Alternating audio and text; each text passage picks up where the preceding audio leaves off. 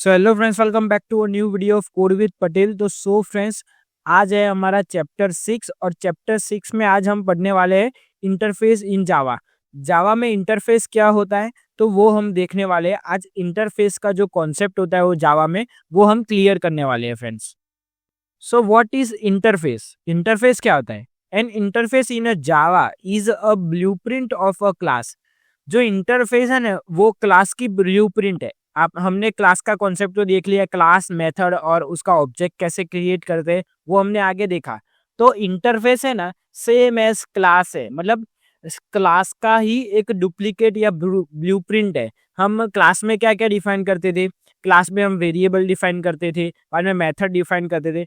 वैसे ही हम इसमें स्टैटिक कांस्टेंट और एब्स्ट्रैक्ट मेथड हम डिक्लेयर कर सकते हैं। मतलब क्लास में भी हम वेरिएबल और मेथड डिक्लेयर करते थे, इंटरफेस में भी हम static constant and abstract method declare कर सकते हैं। मतलब क्लास के जैसा ही सेम टू सेम है इंटरफेस। बट इसमें डिफरेंस क्या है फ्रेंड्स कि हम क्लास को है ना क्लास कीवर्ड से डिफाइन करते थे, अब हम है ना उसको इंटरफेस कीवर्ड से डिफाइन करेंगे। अगर हमको इंटरफेस की क्रिएट करना है तो हम इंटरफेस कीवर्ड यूज करेंगे।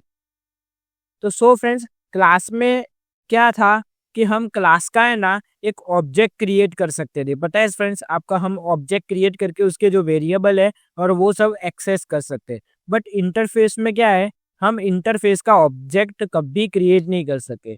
अगर हमको इंटरफेस के अंदर जो कांस्टेंट स्टैटिक है और एब्स्ट्रैक्ट मेथड है उसको एक्सेस करना हो तो है ना इंटरफेस को है ना हमको एक क्लास के अंदर इनहेरिट करके हमको उसका मेथड और कांस्टेंट हमको एक्सेस करना होगा।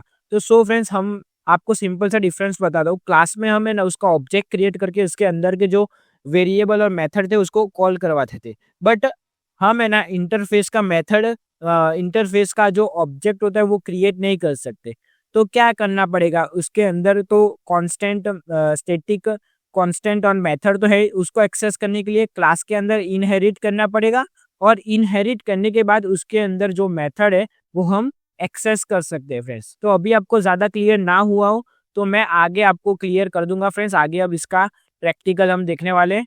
तो यहाँ पे सिंटेक्स है। तो सिंटेक्स में क्या है, पहले तो यहाँ पे हम क्लास लिखते थे, पता है जब क्लास क्रिएट करते थे, क्लास भर क्लास का नेम। तो इसमें क्या होगा, इंटरफेस कीवर्ड लिखेंगे और इंटरफेस का हमको जो नाम रखना है वो लिखेंगे। बाद में उसके अंदर कांस्टेंट वैल्यू आती है, मतलब हम एक बार डिफाइन कर ले तो वो सारी कांस्टेंट वैल्यू आती है। मतलब हमने ए की वैल्यू 100 रखी तो वो कांस्टेंट वैल्यू हम डिक्लेयर कर सकते हैं। और एब्स्ट्रैक्ट मेथड, मतलब हमने मेथड तो देखा ही था तो हम मेथड डिक्लेयर कर सकते हैं। सेम टू सेम क्लास का ही ब्लूप्रिंट है फ्रेंड्स। तो ये है उसका सिंटेक्स और ये फॉर्मेट है।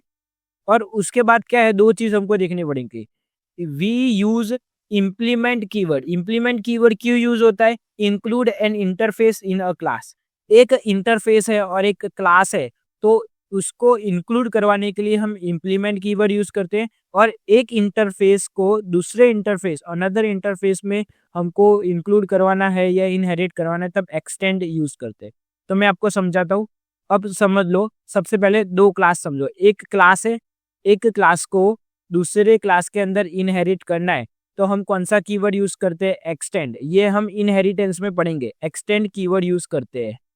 अब एक इंटरफेस है और एक क्लास है, तो एक क्लास को इंटरफेस के अंदर हमको करना है, इंक्लूड करवाना है, तब हम इम्प्लीमेंट कीवर्ड यूज करेंगे। क्या? इंटरफेस अलग है, क्लास अलग है, इन दोनों को एक दूसरे के साथ इंक्लूड करना है तब इम्प्लीमेंट कीवर्ड यूज करेंगे। और इंटरफेस को इंटरफेस के अंदर इंक्लूड करवाना है तो क्या, सिंपल एक्सटेंड कीवर्ड यूज करेंगे। जैसे यहाँ पे था, क्लास को क्लास के अंदर करवाना हो तो एक्सटेंड, इंटरफेस को इंटरफेस के अंदर करवाना हो तो क्या, एक्सटेंड। और बट डिफरेंस कहाँ पे, इंटरफेस को क्लास के अंदर करवाना है तो हम इम्प्लीमेंट कीवर्ड यूज करते हैं फ्रेंड्स। तो फ्रेंड्स, ये सिंपल कॉन्सेप्ट था इंटरफेस का। अब इसका प्रैक्टिकल कर लेते हैं, एक प्रैक्टिकल कर लेते हैं जिससे क्या आपको ईजी हो जाएगा। तो यहाँ पे हम सबसे पहले इंटरफेस का प्रोग्राम करते हैं। तो हम पहले सबसे पहले हमारा मेन क्लास बना देते हैं।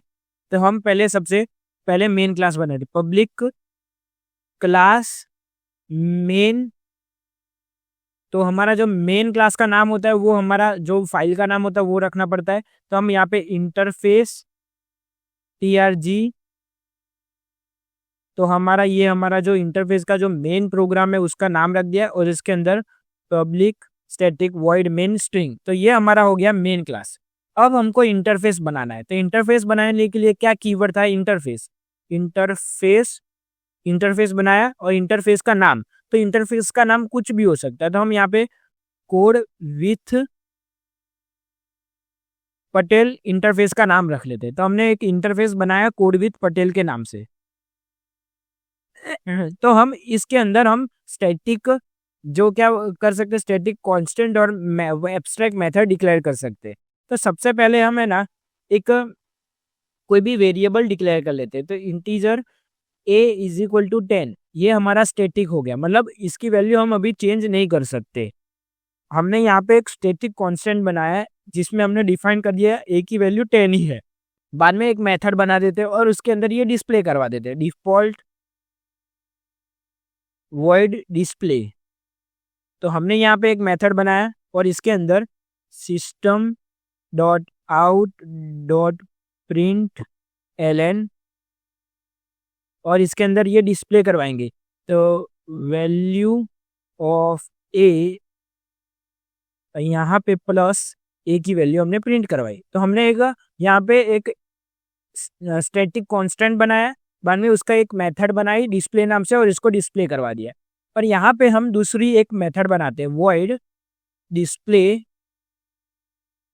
2 या 1 डिस्प्ले करवा दी। अगर इस मेथड को हमें ना अभी यहाँ पे डिक्लेयर नहीं करते, हम क्या करते थे फ्रेंड्स, एक कोई भी क्लास होता था, कोई भी क्लास, तो हमें ना उस क्लास को हम यहाँ पे उसका ऑब्जेक्ट बनाते थे। पता है कैसे?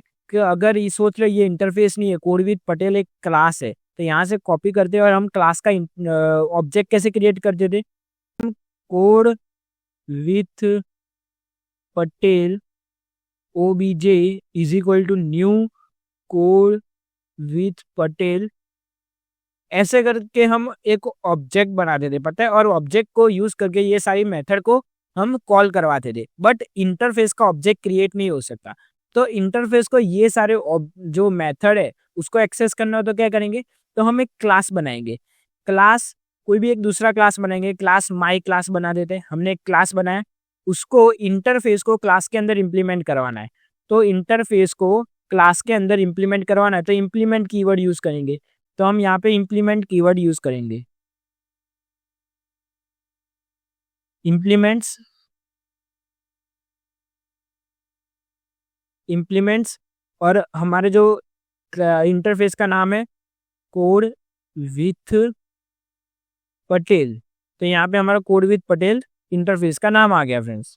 तो यहाँ पे हमारा जो इंटरफेस का नाम है वही चीज यहाँ पे हमारा जो इंटरफेस का नाम है वो आना चाहिए, और यहाँ पे हम इम्प्लीमेंट करवा रहे हैं। तो यहाँ पे हमारा इम्प्लीमेंट हो गया।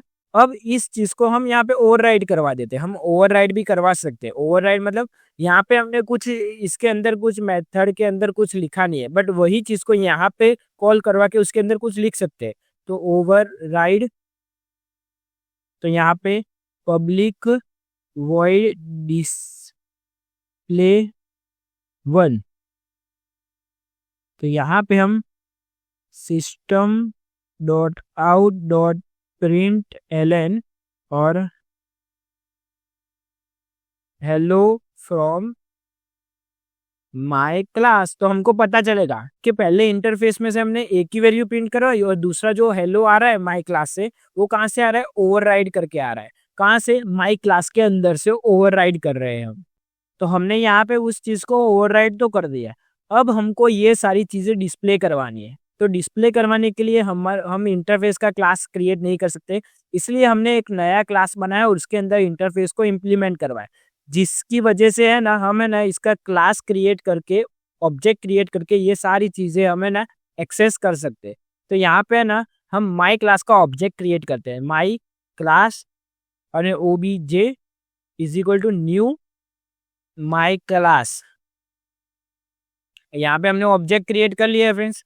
ऑब्जेक्ट क्रिएट करने के बाद ऑब्जेक्ट से हम पहले तो डिस्प्ले कॉल करवाते हैं। यहाँ पे हमने डिस्प्ले कॉल करवाया और ऑब्जेक्ट से डिस्प्ले